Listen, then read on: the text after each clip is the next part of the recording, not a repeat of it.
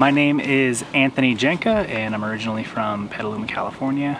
I've been in Arizona now for about 30 years. I'm definitely a native here. And in the meantime, I work for a digital marketing company, and I'm also a part-time fly fishing guide here in Arizona. I've been fly fishing now right about 2.5 years. I grew up fishing like we all did, bait fishing small streams, and gradually worked my way to, spinners and rapalas.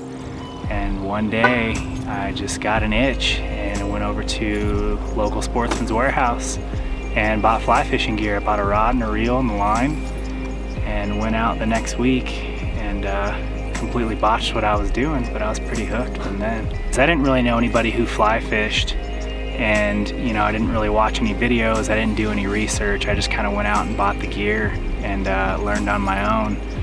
And thank God for social media.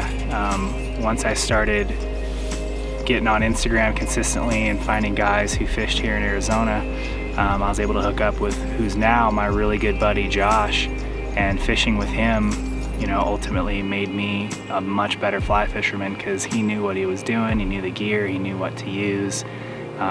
He was really innovative in how he tied his flies and the different types of flies we use for different situations, which I was completely unaware of.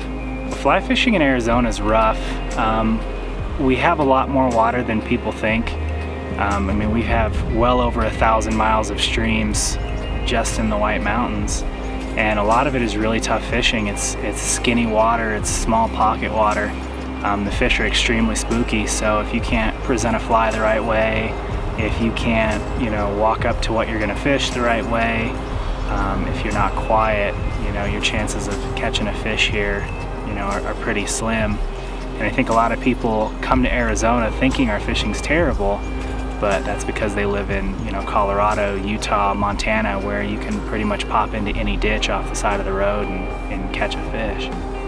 Having the skill to be able to fly fish in Arizona, especially for trout, if you can get good at it here and you can catch fish in streams that are constantly pounded by other fishermen, and you can go right behind them in the same pool that they just fished and get a fish, or you can go to streams where somebody just came back from and they said the fishing was terrible, and go there and catch half a dozen fish.